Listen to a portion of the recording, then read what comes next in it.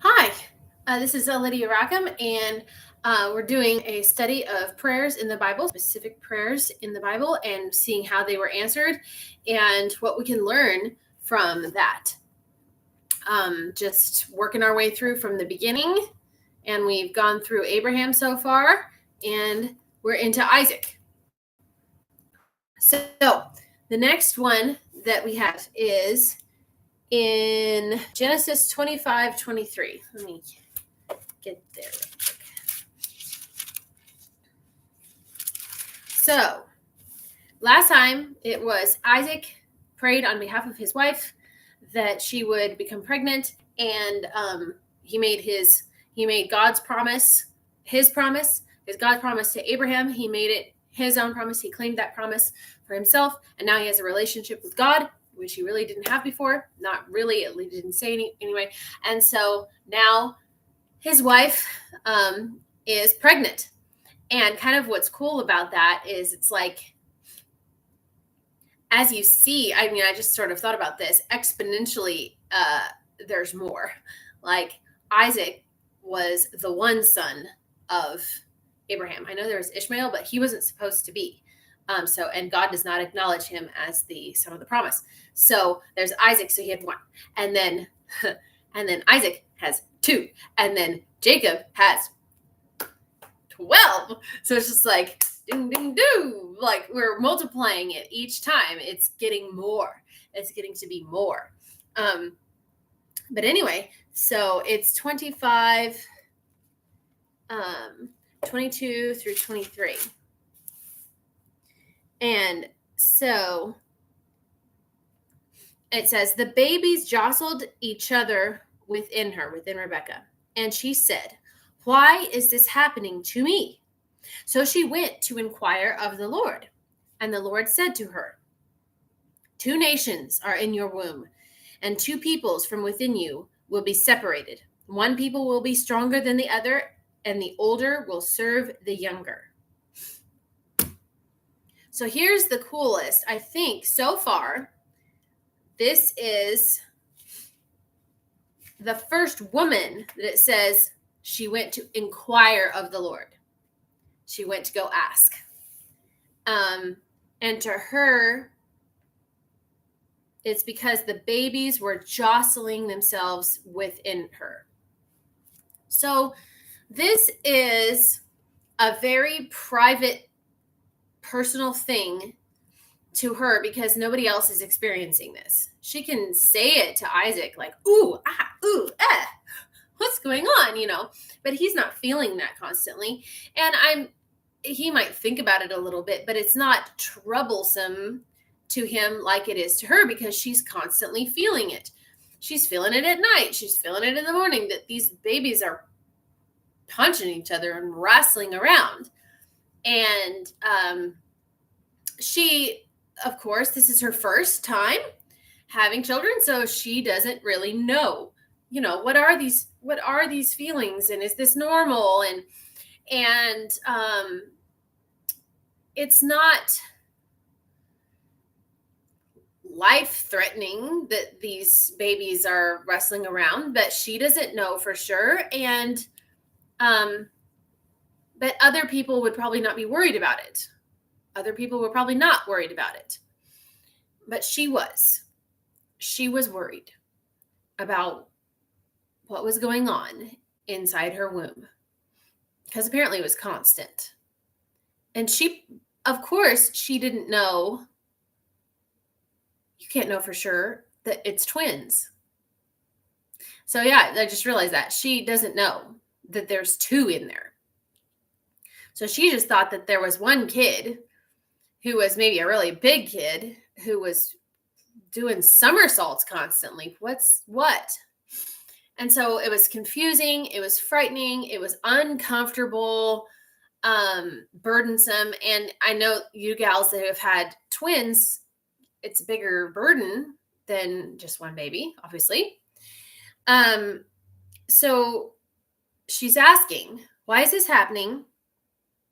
And she went to inquire of the Lord. It does not say. See, this is what's interesting to me in the Bible is And it just says, and the Lord said to her. Now, that happens so many times that it doesn't specify how he said it to her. It doesn't say that he came to her in a dream. It doesn't say that he said it out loud. It doesn't say that someone else, like that she went to a prophet and then the prophet said to her. It doesn't say how he answered her. And it doesn't specifically say how she went to inquire of the Lord, because in later times, when there is a tabernacle or a temple, people would go to inquire of the Lord at the temple and or at the tabernacle. And so that's like, and then they'd ask, the priest would be the intermediary. But there is no tabernacle yet. There is no temple. There's no nothing. And there's no prophet, really. So this must mean that she went personally. She inquired of the Lord herself in her own private way and went and asked God. And he answered her. He did not answer. He did not. I don't think. I mean, it would have said if Isaac went and said to her, "This is what the Lord says." So he must have found a way personally to talk to her. And then he said, "Two nations are in your womb. Two peoples from within you will be separated. One people will be stronger than the other, and the older will serve the younger." So probably her question was her question might have been a lot less spiritual. She might have been more, it was probably more physical on her, like, is there something that I'm eating that's unsettling the baby? Is there a way, something that I'm doing that is wrong? Is there something wrong with the baby? Is there something wrong with me? Is there something physically wrong? Because all moms, that's foremost in their head, like taking physical care of this baby. You don't ever want to do anything to hurt or, anything like that. So that's probably what she was. And then when she got her answer, she got way more of an answer. She got a prophecy about her. First of all, she got revealed that she has twins. Secondly, she gets like the whole future of the kids laid out. And this may be because it says the older will serve the younger.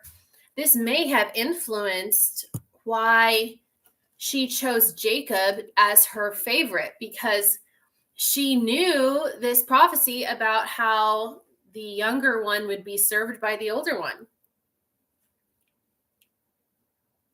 She picked, you're not supposed to do that, of course, but so he explained that there was really nothing wrong with the children. There's nothing wrong with you and there's nothing wrong with the babies, but they're spiritually already at odds, and they always really would be. The Edomites, which came from Esau, were always cracking heads with the Israelites, always to this day. So